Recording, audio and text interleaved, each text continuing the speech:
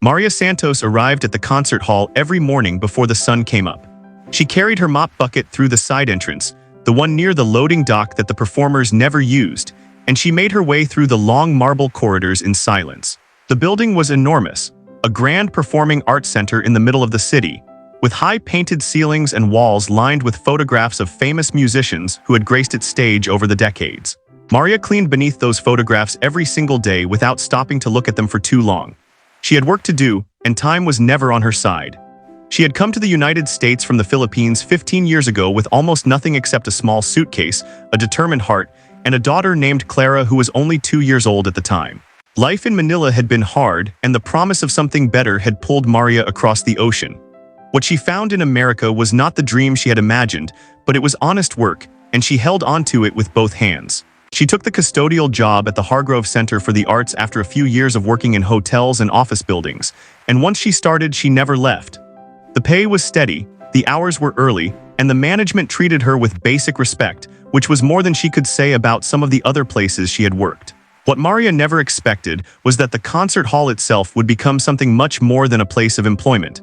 It would become the place where her daughter's life was quietly and completely changed. Clara grew up spending time at the Hargrove Center more often than most children spend time at a park or playground. Because Maria could not always afford after-school care, she sometimes brought Clara along during weekend cleaning shifts or holiday periods when the building was less active. Clara would sit in the back rows of the empty main auditorium with her homework spread across 2 seats, or she would wander carefully through the side hallways while her mother worked. The building fascinated her. It had a kind of stillness that felt different from ordinary silence. It felt like the walls were holding their breath, waiting for something beautiful to happen. It was during one of those quiet afternoons, when Clara was about 7 years old, that she first heard the piano. A young instructor named Mr. Delgado was running a private lesson in one of the rehearsal rooms on the 2nd floor, and the door had been left slightly open. Clara stood in the hallway and listened without moving. She did not know the name of the piece being played, and she did not understand anything about musical theory or technique. She only knew that the sound went straight through her chest and settled somewhere deep inside her, and she did not want it to stop. She started finding reasons to walk past that rehearsal room whenever she could. Mr. Delgado noticed her after a few weeks. He was a patient man in his late 50s who had spent most of his career teaching students at private music schools, and something about the look on this quiet little girl's face caught his attention. One afternoon, he opened the door fully and asked her if she wanted to come in. Clara looked down the hallway toward where her mother was working, then looked back at him and nodded. He let her sit beside him on the piano bench and showed her where middle C was. He placed her small fingers on the keys and told her to press gently, not to punch. Clara listened to every word he said with the kind of focus that most adults never manage. By the end of that first session, she had played a simple 5-note melody with her right hand, and she had done it smoothly enough that Mr. Delgado raised his eyebrows just slightly and smiled. He spoke to Maria shortly after that. He told her that he would like to give Clara informal lessons during his spare time at the center, free of charge, because he believed the girl had a natural sensitivity that was worth developing. Maria was grateful but also cautious. She was a practical woman, and she knew that music was not food or rent or school fees. She did not want her daughter filling her head with dreams that had no ground beneath them. But she also remembered what it had felt like to want something deeply and be told it was not for people like her. She told Mr. Delgado yes. The lessons became a quiet routine that existed almost completely outside the awareness of the world. While the famous musicians rehearsed in the grand hall below, Clara learned her scales in a small room upstairs. While audiences in formal clothing filled the lobby on Saturday evenings, Clara sat with her hands folded in her lap and listened carefully to Mr. Delgado explain how to read a piece of music not just with your eyes but with your whole body. Maria would finish her shift and come to collect her daughter and sometimes stand in the doorway for a moment, listening, holding her mop handle loosely at her side, her face showing something she rarely allowed herself to feel in public. Clara was not a child who talked much about what she wanted. She was thoughtful and interior, the kind of person who experienced things fully before she ever spoke about them. But the piano was different. With the piano, she did not need words. Every afternoon she sat down at those keys, she became completely herself in a way that nothing else in her life had ever allowed. She was 8 years old, the daughter of a custodian, practicing in a borrowed room, and she was already playing like someone who had been given a great and serious gift. The years that followed moved quietly but with great purpose. Clara did not attend a prestigious music academy or study under a celebrated name that people recognized at dinner parties. She learned in that small rehearsal room on the second floor of the Hargrove Center, under the steady and careful guidance of Mr. Delgado, who gave his time freely and asked for nothing in return except that she take the work seriously. Clara always did. She took it more seriously than she took almost anything else in her young life, and that seriousness showed in the way she progressed. By the time she was 10, she had moved well beyond beginner material. Mr. Delgado introduced her to classical composers one by one, not overwhelming her, but letting each one settle before bringing in the next. He taught her Beethoven with the same care a person might use when handing something fragile to a child, explaining not just the notes but the feeling behind them, the life behind them, the reason a particular passage moved the way it did. Clara absorbed all of it. She would go home to their small apartment in the evenings and sit at the second-hand keyboard her mother had bought her from a thrift store, a modest instrument with slightly stiff keys and one note that stuck occasionally, and she would practice what she had learned until her fingers knew it without her having to think. Maria watched all of this from a careful distance. She was proud in the way that parents are proud when they see their child doing something they themselves never had the chance to do, but she was also quietly afraid. She had spent too many years understanding how the world worked for people without connections or money or the right last name. She knew that talent alone did not open doors. She knew that the world of classical music in particular was one that had historically belonged to people from very different circumstances than theirs. She never said any of this directly to Clara because she did not want to dim something that was clearly burning brightly. But she thought about it often during her long morning shifts, pushing her cart through the empty corridors while the building slept around her. What Maria did not fully see, because she was focused on the practical dangers of hope, was how the Hargrove Center itself was beginning to take notice of Clara. The staff knew her. The security guards knew her by name and waved her through with a smile. The other instructors who used the rehearsal rooms on the second floor had heard her playing through the walls over the years, and occasionally paused in the hallway the same way Clara herself had paused years before when she first heard Mr. Delgado's student through an open door. There was a quiet reputation forming around this girl, not built through any kind of promotion or announcement, but through the simple and undeniable reality of her sound. When Clara was 12, something happened that shifted the direction of her life in a way neither she nor her mother had anticipated. The Hargrove Center held an annual youth showcase each spring, a relatively modest event designed to give young students from various local programs a chance to perform on the main stage. It was not a competition exactly, more of a celebration, and the audience was usually made up of parents, a few board members, and some of the center's regular patrons. Mr. Delgado submitted Clara's name without telling her immediately, wanting to see her reaction when the moment was right rather than give her weeks to build anxiety around it. When he told her, she went very still. She asked him once if he was sure, and he said yes, he was completely sure. Then she nodded and asked him what piece he thought she should play. That response told him everything he needed to know about her readiness. Most children her age would have panicked or immediately started talking about what to wear or whether their friends could come. Clara went straight to the music. They chose a Chopin nocturne, a piece that required not just technical ability but genuine emotional understanding, the kind of understanding that many adult pianists spent years trying to develop. Mr. Delgado had suggested something simpler at first, but Clara had been practicing the nocturne on her own for several months, and she played it with a maturity that surprised even him. He listened to her run through it twice in the rehearsal room one afternoon, and then sat quietly for a moment before telling her that if she played it the way she had just played it, the audience would remember it for a long time. Maria found out about the showcase the same evening Mr. Delgado told Clara. Clara came home and sat down at the kitchen table and told her mother in a straightforward and calm way, the same way she might have reported a change in her school schedule. Maria put down the dish she was drying and looked at her daughter for a long moment. Then she asked if she was nervous. Clara thought about it honestly and said a little, but mostly she just wanted to play the piece the way it deserved to be played. Maria turned back to the sink and did not say anything more, but her hands were trembling slightly as she finished the dishes. The weeks leading up to the showcase were filled with practice. Clara spent every available hour at the Hargrove Center refining the nocturne, and Mr. Delgado worked with her on the specific demands of performing in a large space rather than a small room. How sound travels differently, how your body has to stay grounded when an audience is watching, how nerves can either sharpen your focus or scatter it depending on how you meet them.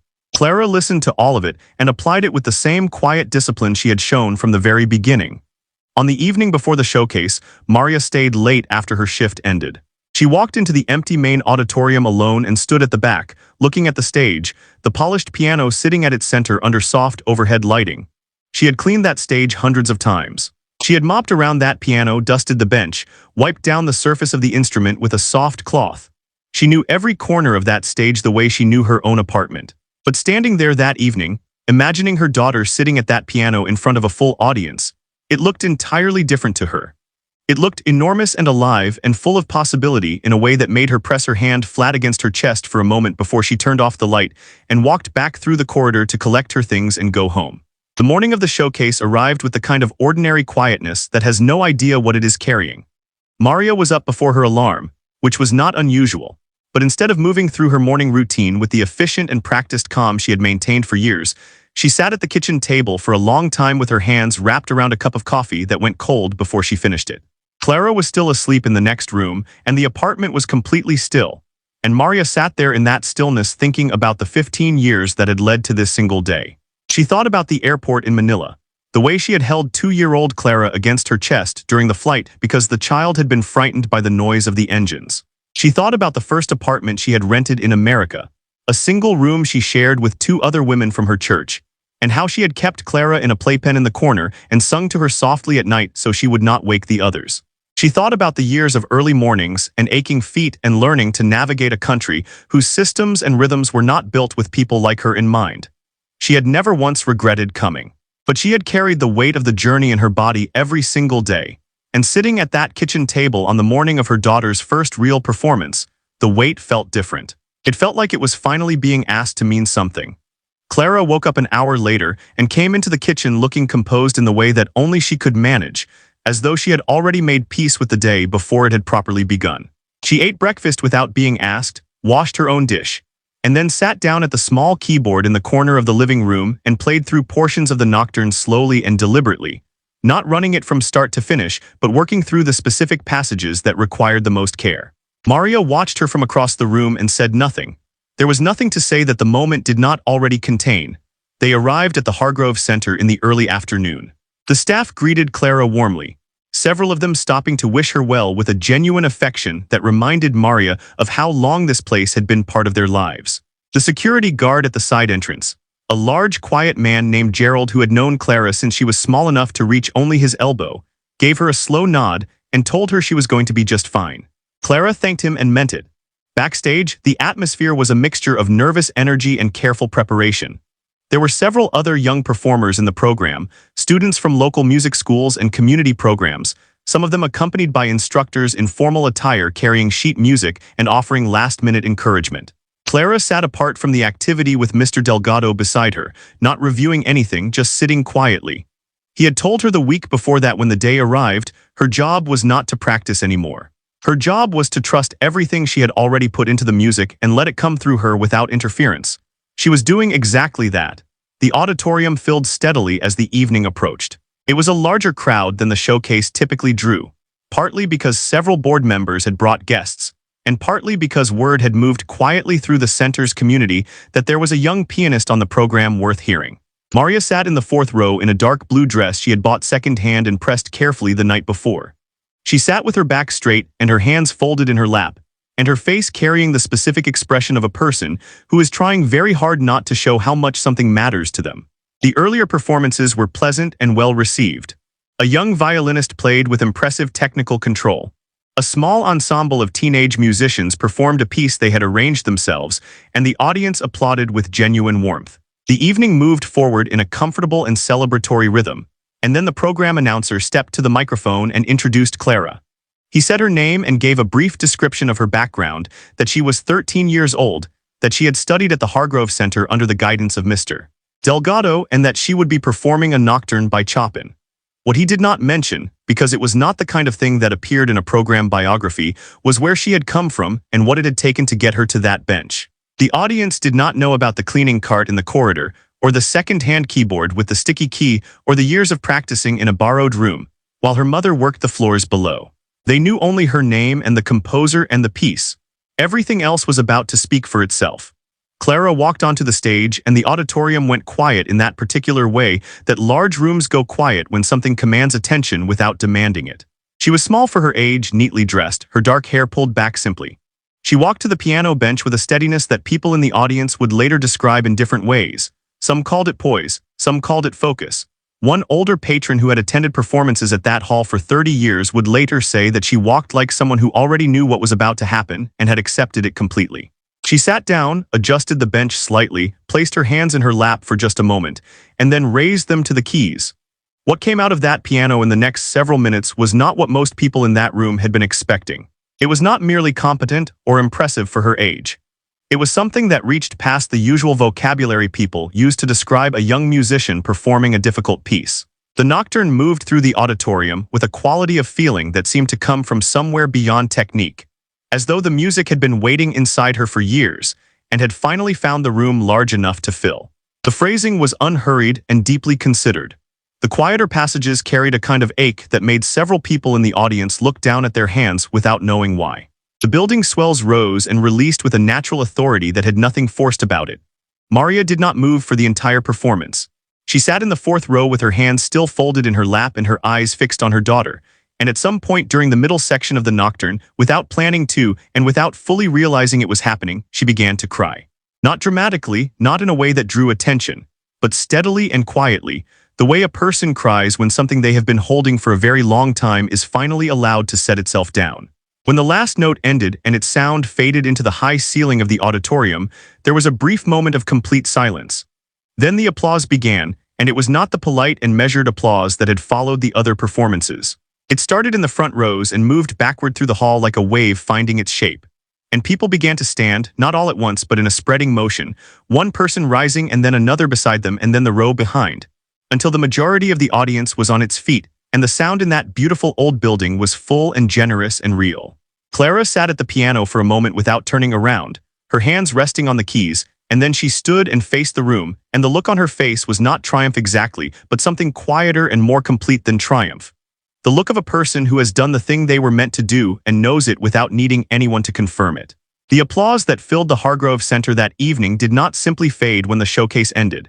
It carried forward into conversations that happened in the lobby afterward, between board members and patrons and instructors who gathered in small groups and spoke in the lowered tones that people use when they have witnessed something they are still processing. Names were exchanged. Questions were asked about who Clara was and where she had studied and what her plans were. Mr. Delgado stood near the edge of these conversations and answered thoughtfully and without exaggeration, letting the truth of the situation speak without embellishment. The truth was simple enough. She had grown up here, she had learned here, she had never studied anywhere else. One of the people in the lobby that night was a woman named Dr. Patricia Howe, a member of the center's board of directors who also sat on the admissions committee of the Caldwell Conservatory, one of the most respected music schools in the region.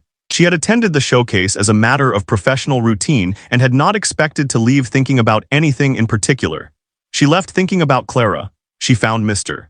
Delgado before she went home and asked him directly whether the girl had ever been formally evaluated for a conservatory program. He told her no. Dr. Howe nodded slowly and handed him her card and asked him to be in touch. Maria learned about this conversation the following morning when Mr. Delgado called her before her shift began. She listened to him carefully without interrupting, and when he finished, she thanked him and told him she would think about it. Then she went to work and pushed her cart through the corridors and thought about very little else for the entire day. The conservatory that Dr. Howe represented was not a place Maria had ever imagined being part of their story. It existed in a world that felt separated from hers by more than just money, though money was certainly part of it. It felt separated by assumption, by the unspoken understanding of who such places were designed for and who they were not. And yet her daughter had stood on that stage the night before and moved an audience of strangers to their feet. And a woman with the power to open a significant door had sought out the right person and handed over her card. Clara received the news with the same composed stillness she brought to most things. She asked her mother what the conservatory would mean practically, how it worked, what it would cost, whether she would have to leave her current school. These were the right questions, and Maria loved her daughter deeply for asking them in that order, for being a child who thought about the practical shape of things before she allowed herself to feel the weight of the possibility.